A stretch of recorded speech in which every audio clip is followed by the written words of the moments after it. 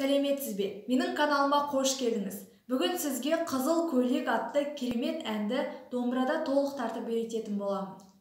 Ең алдымен әнді бір рет толық тартып көрсетейін, жалпы айтылуына және құрылысына мән беріп тыңдап отырыңыз.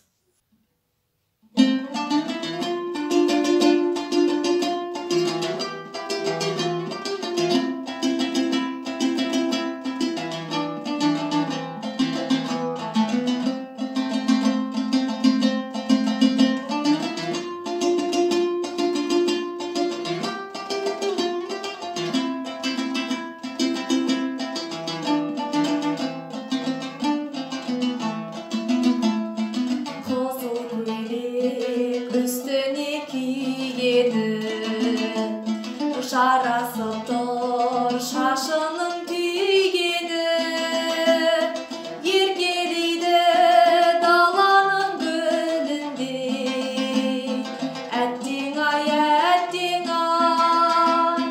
var ekin süygeni, yer geride dalanın gölünde, ettin ay, var ekin süygeni. Kızıl köylek, ey kızıl köylek, kulparasın ortada güldü bile.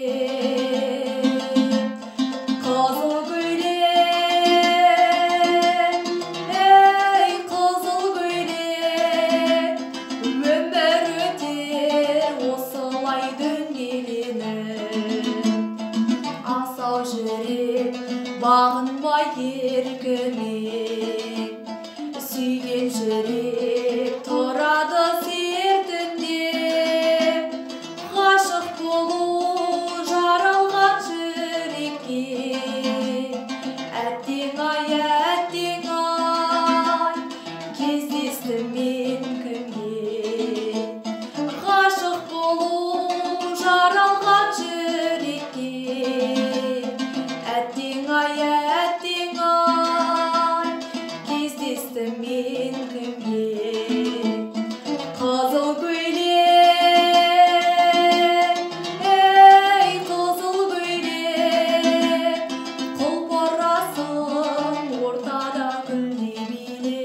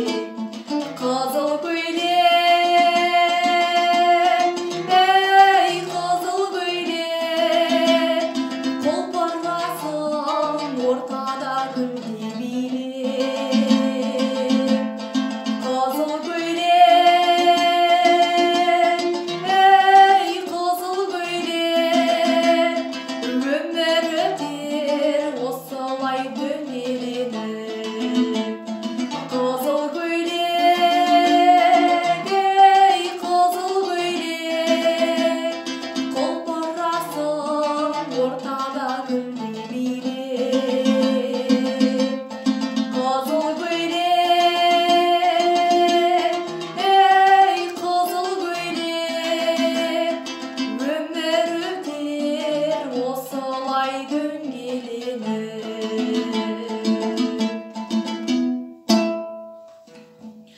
дәл осы керемет әнді сіз де домбырада толық тартып үйренгіңіз келсе, видеоны соңына дейін көріңіз.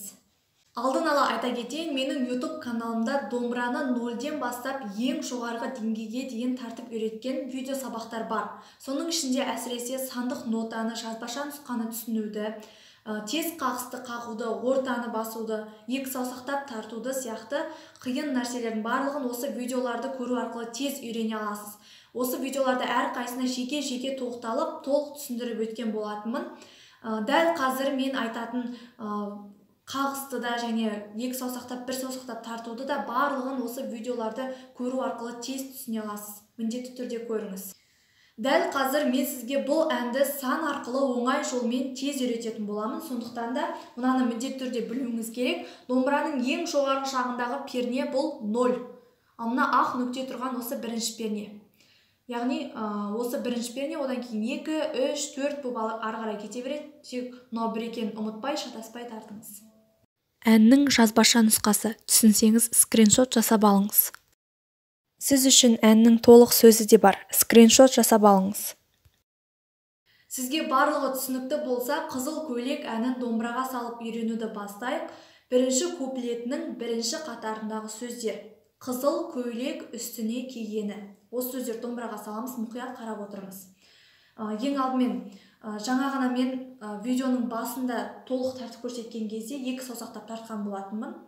Сізге оңай және түсінікті болу үшін әнді қазір бір саусақтап тартып үйретемін. Осылай тартуға да болады, өте оңай болады. Және біздің әннің қағысы 3 қағыс. Біріншісі төмен, кейін жоғары, жоғары. Осы 3 қағыс. Үнемі осы үшеуін қағамыз. Төмен, жоғары, жоғары. Осы үшеуін шатаспай қағып отырмыз. Ең алдымен Қ деген буынды екінші пернені бірінші саусақпен ұстап тартамыз. Мінекей. Бас бармақ жоғары жағында тұр. Енді осы жерде бір қағыс қағамыз. Қ, зал деген сөзді енді бірінші пернені бірінші саусақпен ұстап тұрып айтамыз. Мінекей. Бас бармақ жаңағы жерден жылжыған жоқ, екінші перненің жоғары жағындағы шекті басып тұра береді. Енді осы жерде бір қағыс қағамыз. Зал, көй деген буынды енді ашық бір қағыс қағып айтамыз. Ешқандай пернені баспаймыз. Көй, лек деген буынды айтатын кезде бірінші пернені бірінші саусақпен ұстаймыз. Дәл жаңағыдай ұстадық, бас бармақ екінші перненің жоғары жағындағы шекті басып тұр. Енді осы жерде тұрып біз төмен, жоғары, жоғары 3 қағысымызды қағамыз. Лек. Осылай. Енді үст деген буынды осы орнымыздан жылжымай бірінші пернені дәл осылай ұстап тұрып, жаңағы 3 қағыстан бөлек тағы да бір қағыс қағамыз. Үс, Т деген буынды екінші пернені екінші саусақпен ұстап тұрып айтамыз. Мінекей. Енді осы жерде тұрып бір қағыс қағамыз. Т, не деген буынды төртінші пернені кішкентай саусақпен ұстап тұрып айтамыз. Бас бармақ жаңағы орнынан жылжыған жоқ, байқаған боларсыздар. Екінші перненің жоғары жағындағы шекті үнемі басып тұра береді. Тек астыңғы шекті басатын кезде біздің саусақтарымыз қимылдайды. Бас бармақ бір орында тұра бергені оңай және дұрыс болады. Енді біз кішкентай саусақпен төртінші пернені бастық. Бас бармақ тұр орнында. Енді осы жерде бір қағыс қағамыз. Не, ки деген сөзді екінші пернені бірінші саусақпен ұстап тұрып айтамыз. Осы жерде 2 қағыс қағамыз. Ки, ге деген буынды бірінші пернені бірінші саусақпен ұстап тұрып айтамыз. Енді осы жерде бір қағыс қағамыз.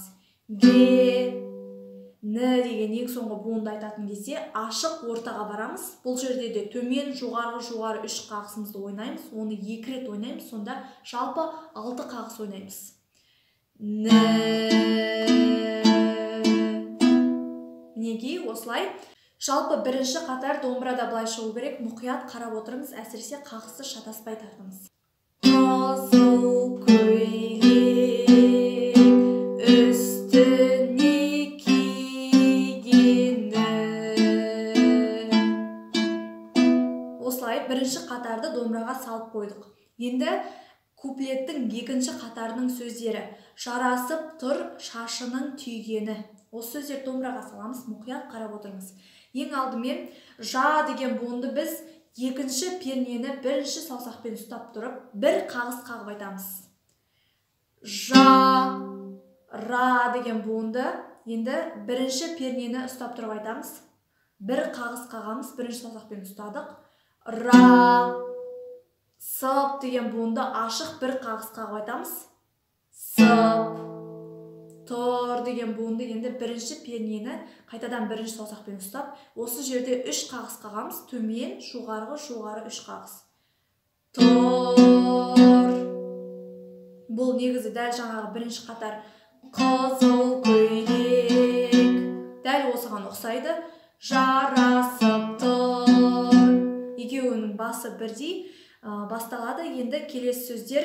Ша деген буынды төртінші пернені бірінші саусақпен ұстап тұрып айтамыз. Бір қағыс қағамыз. Ша, ш деген буынды алтыншы пернені бірінші саусақпен ұстап тұрып айтамыз. Осы жерде бір қағыс қағамыз. Ш, ның, т деген буындардың біз жетінші пернені екінші саусақпен ұстап тұрып айтамыз. Енді осы жерде екі қағыс қағамыз. Ның, деген буынды енді 9-шы пернені кішкентай саусағымызбен ұстап тұрып айтамыз. Бас бармақ жаңағы орнынан жылжыған жоқ, 7-ші перненің жоғары жағындағы шекті осылай басып тұра береді. Енді осы жерде бір қағыс қағамыз. Ге деген буынды қайтадан жетіге барып айтамыз. Оны екінші саусақтап ұстадық. Екінші саусақпен ұстадық. Енді осы жерде бір қағыс қағамыз. Ге, ні деген буынды айтатын кезде 6-шы пернені бірінші саусақпен ұстаймыз.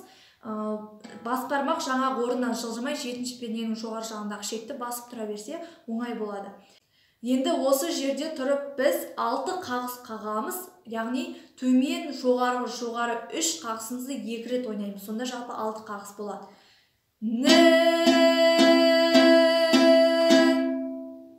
Жалпы екінші қатарды домбыраға толық салғанда былай шығады, мұқият қарап отырыңыз. Жарасып тұр шашының түйгені. Осылай. Ал енді келесі үшінші қатардың сөздері. Еркелейді даланың гүліндей. Осы сөздер домбыраға саламыз, мұқият қарап отырыңыз.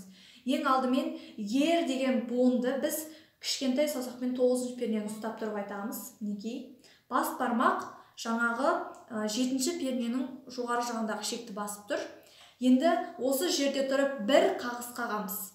Ер, ке деген буынды 7-ші пернені ұстап тұрып айтамыз. Оны бірінші саусақпен ұстаймыз бұл жолы.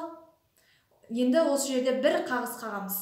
Ке, ле деген буынды 6-ші пернені бірінші саусақпен ұстап тұрып айтамыз. Осы жерде бір қағыс қағамыз. Лей, д, да деген буындарды 7-ші пернені 2-ші саусақпен ұстап тұрып айтамыз. Мінекей. Бас бармақ жоғары жағында тұр. Енді осы жерде тұрып біз 4 қағыс қағамыз. Біздің 4 қағысымыз төмен, жоғары 3 қағыс. Одан кейін тағы да төмен қарай 1 қағыс. Сонымен 4 қағыс болады.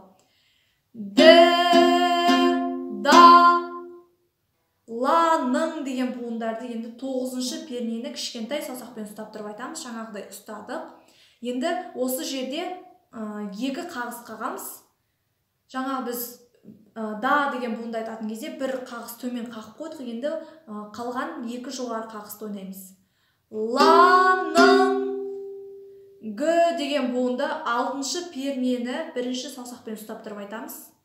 Енді осы жерде тұрып 2 қағыс қағамыз.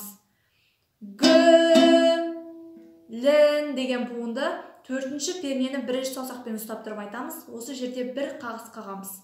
Лін, де деген буынды айтатын кезде 2-ші пернені ұстаймыз. Енді осы жерде тұрып төмен, жоғары 3 қағысымызды 2 рет ойнаймыз. Жалпы сонда 6 қағыс ойнаймыз. Де. Мінекей осылайша біз үшінші қатарды домбыраға салдық. Жалпы домбыраға толық салған кезде былай шығады, мұқият қарап отырыңыз. Еркелейді даланың гүлінде. Осылай қайта-қайта тартып жаттап алыңыз. Қағысты шатаспай, төмен, жоғары, үш қағысты үнемі қағып отырыңыз. Енді келесі қатардың сөздері. Әттең ай, бар екен сүйгені. Осы сөздер домбыраға саламыз, мұқият қарап отырыңыз. Ең алдымен әт деген буынды бірінші пернені бірінші саусақпен ұстап тұрып айтамыз. Жаңағыдай бас бармақ екінші перненің жоғары жағындағы шекті басып тұра берсе оңай болады. Енді осы жерде бір қағыс қағамыз. Әт тең деген буынды екінші пернені бірінші саусақпен ұстап тұрып айтамыз. Мінекей, осы жерде бір қағыс қағамыз. Тең, ай, деген буындарды енді төртінші пернені бірінші саусақпен ұстап тұрып айтамыз. Осы жерде екі қағыс қағамыз. Ай, әттең деген сөзді тағы да созамыз. Сол кезде оны жетінші пернені екінші саусақпен ұстап тұрып айтамыз. Осы жерде екі қағыс қағамыз. Жаңа ғана біз төртті ұстағанда деген буынды төмен қарай қақтық. Енді қалған екі жоғары қағысымызды осы жетінші пернені ұстап тұрып айтамыз. Әттең, ай деген буынды айтатын кезде алтыншы пернені бірінші саусақпен ұстап тұрып айтамыз. Бұны да бас бармақ бұл кезде де жетінші перненің жоғары жағындағы шекті басып тұра берсе оңай болады. Енді осы жерде тұрып біз төмен, жоғары үш қағысымызды екі рет қағамыз, сонда жалпы 6 қағыс ойнаймыз.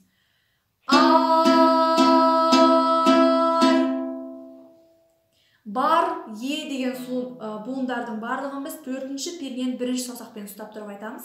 Мінекей. Енді осы жерде тұрып екі қағыс қағамыз. Бар, кен деген буынды бірінші пернені бірінші саусақпен бір қағыс қағып айтамыз.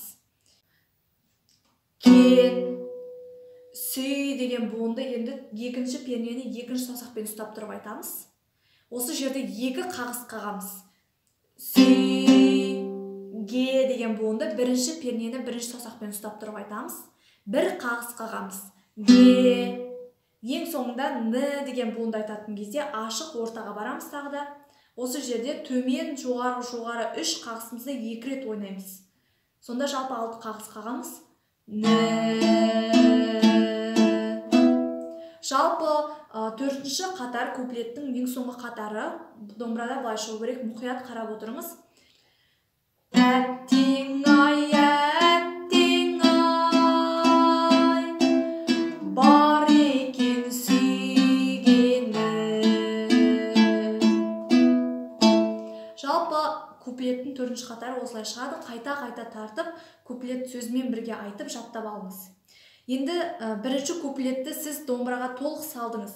Енді қалған екінші және үшінші куплеттің сөздерін дәл осы әуенге саласыз.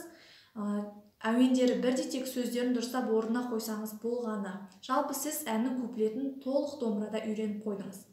Сізге жалпы куплеті түсінікті болу үшін бір рет жай толық орындап көрсетемін, мұқият қарап отырыңыз. Қызыл көйлек үстіне кигені жарасып тұр шашының түйгені, еркелейді даланың гүлінде. Әттең ай, бар екен сүйгені. Келесі ретте әннің қайырмасын домбыраға салып үйренуді бастайық. Қайырмада өзі 4 қатар, соның бірінші қатарындағы сөздер. Қызыл көйлек, қызыл көйлек. Осы сөздер домбыраға саламыз, мұқият қарап отырыңыз. Ең алдымен қ деген буынды біз екінші пернені бірінші саусақпен ұстап тұрып айтамыз. Осы жерде бір қағыс қағамыз. Зыл деген буынды төртінші пернені бірінші саусақпен ұстап тұрып айтамыз. Бір қағыс қағамыз. Зыл, көй деген буынды алтыншы пернені бірінші саусақпен ұстап тұрып айтамыз. Бір қағыс қағамыз. Көй. Лек деген буынды енді 7-ші пернені біз 2-ші саусақпен ұстап тұрып айтамыз. Мінекей бас бармақ жоғары жағында тұр. Енді осы жерде тұрып біз төмен, жоғары 3 қағысымызды 3 рет қағамыз. Сонда жалпы 9 қағыс ойнаймыз. Лек. Осылай созып айтамыз. Одан кейін ей деген буынды біз 9-шы пернені кішкентай саусағымызбен ұстап тұрып айтамыз. Мінекей бас бармақ жаңағы орнынан жылжыған жоқ. 7-ші перненің жоғары жағындағы ішекті осылай басып тұрады. Енді осы жерде тұрып біз төмен, жоғары 3 қағысымызды ойнаймыз. Ей! Осылай. Одан кейін Қ деген буынды 7-ші пернені 2-ші саусақпен ұстап тұрып айтамыз. Осы жерде бір қағыс қағамыз. Қ. Зал деген буынды енді 9-шы пернені кішкентай саусақпен ұстап тұрып айтамыз. Жаңағыдай ұстадым. Енді осы жерде бір қағыс қағамыз. Зал. Көй деген буынды 7-ші пернені қайтадан 2-ші саусақпен ұстап тұрып айтамыз. Осы жерде бір қағыс қағамыз. Көй. Лек деген ең соңғы буынды айтатын кезде 6-шы пернені 1-ші саусақпен ұстадым. Бас бармақ орнынан жылжыған жоқ. Енді осы жерде тұрып төмен, жоғары 3 қағысымызды 2 рет ойнаймыз. Сонда жалпы 6 қағыс қағамыз. Лек. Осылай бірінші қатар жалпы домбырада былай шықты. Мұқият қарап отырыңыз. Қызыл көйлек.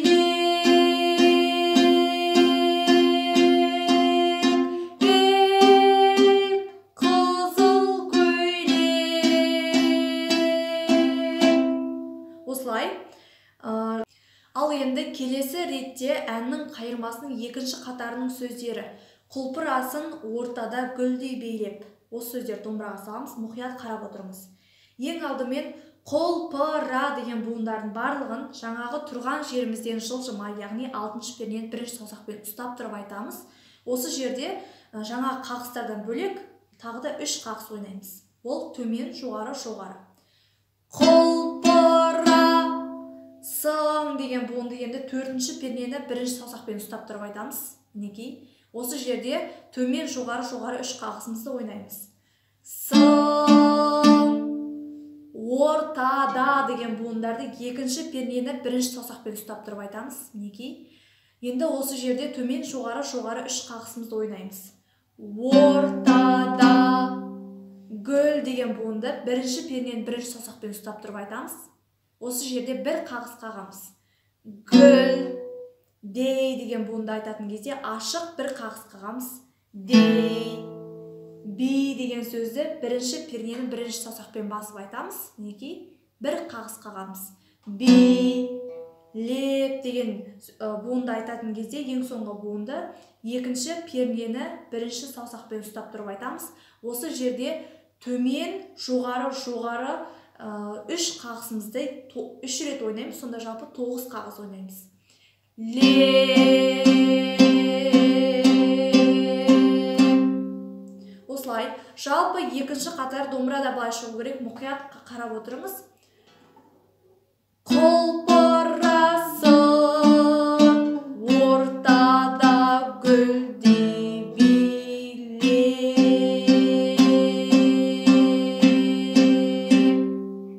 Осылай.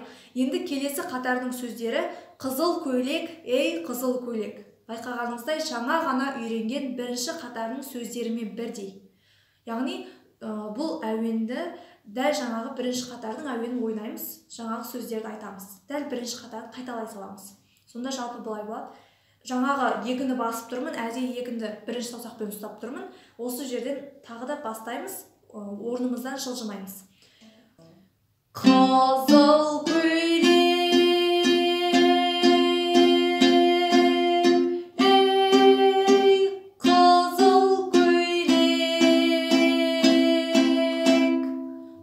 Дәл жаңағы 1-ші қатарды қайталадық. 3-ші қатар осындай. Енді ең соңғы қатардың сөздері. Өмір өтер осылай дөңгеленіп. Осы сөздер домбыраға саламыз, мұқият қарап отырыңыз. Ең алдымен өмір деген буындардың барлығын 6-шы пернені осылай ұстап тұрып айтамыз. 1-ші саусақпен ұстадым. Осы жерде 3 қағыс қағамыз. жаңағы төмен жоғары үш қағыс.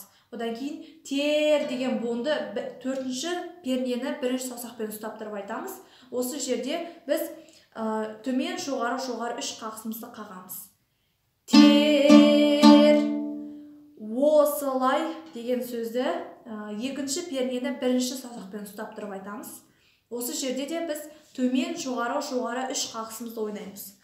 Осылай. Дөң деген буынды енді төртінші пернені кішкентай саусақпен ұстап тұрып айтамыз.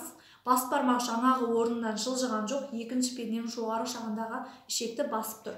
Енді осы жерде тұрып бір қағыс қағамыз. Дөңге деген буынды екінші пернені бірінші саусақпен ұстап тұрып айтамыз. Бір қағыс қағамыз. Ге, ле деген буынды айтатын кезде бірінші пернені бірінші саусақпен ұстап тұрамыз. Бас бармақ жаңағы орнынан жылжыған жоқ, енді осы жерде бір қағыс қағамыз. Ле, ніп деген ең соңғы буынды айтатын кезде ашық ортаға барамыз. Және осы жерде біз төмен жоғары үш қағысымызды екі рет ойнаймыз. Сонда жалпы 6 қағыс қағамыз.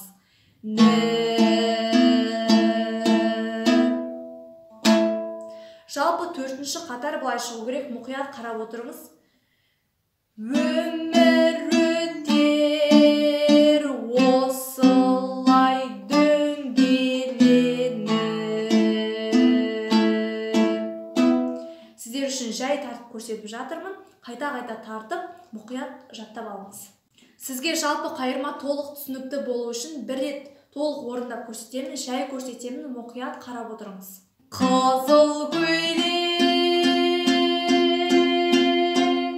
ей қызыл көйлек, құлпырасың ортада гүлдеп билеп. Қызыл көйлек,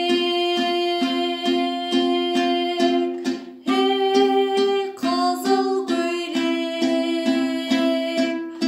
өмір өтер осылай дөңгеленіп.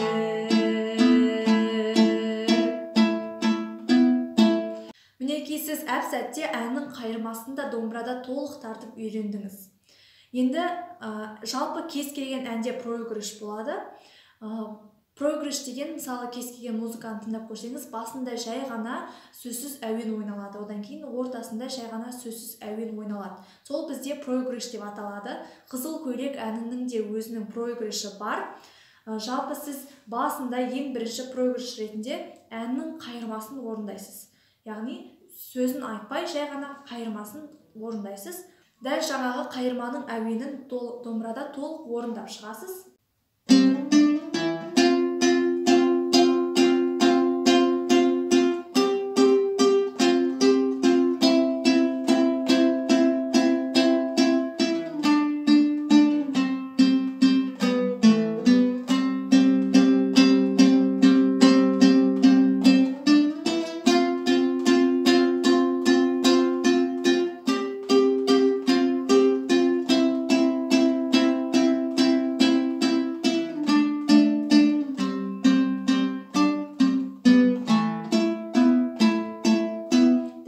Қайырманың әуенін бір рет толық орындаймыз, сөзін айтпай.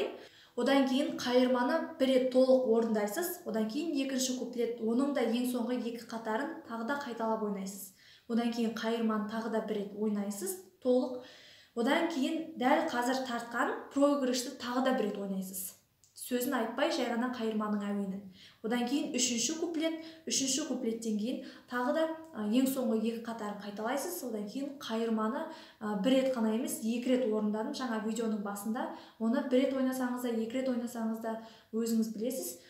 Яғни жалпы әнді осылай керемет етіп орындай аласыз. Видеоның басында әнді домбырада толық тартып көрсеткен кезде мен оны тез қағыста орындаған болатынмын.